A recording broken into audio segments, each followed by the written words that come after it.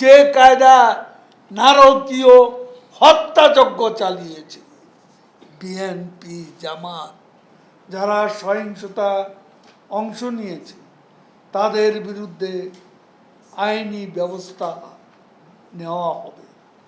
আন্দোলনকে পুঁজি করে দেশি বিদেশি চক্র যে তাণ্ডব চালিয়েছে তা কোনো সভ্য মানুষ মেনে নিতে পারে না।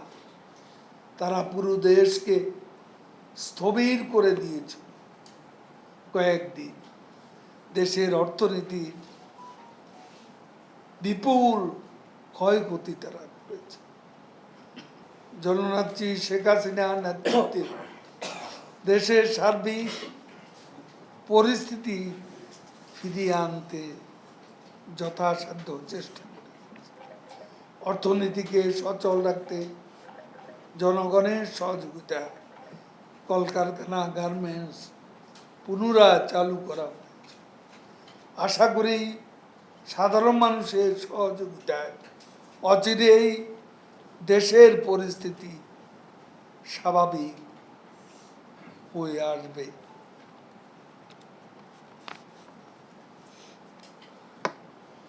হত্যা, ধ্বংস, অগ্নি সন্ত্রাসের দায় সম্পূর্ণভাবে বিএনপি জামাত এবং তাদের দোসরদের। এই দায় এড়ানোর জন্য বারবার বিএনপি মহাসচিব অপকৌশলের আশ্রয় নিচ্ছে, চরম মিথ্যাচার করছে।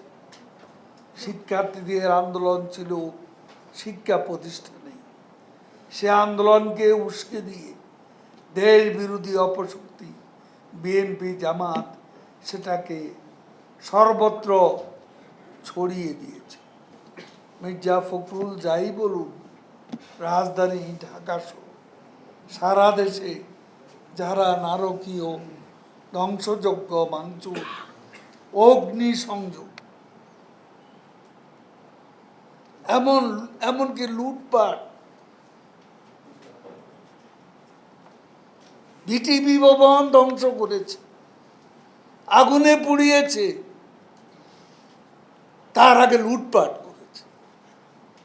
সেতু ভবনেও তাই, মেট্রো রেলেও তাই, এবং এলিভেটেড এক্সপ্রেসওয়ে, টোল প্লাজার চিহ্ন পর্যন্ত রাখেনি।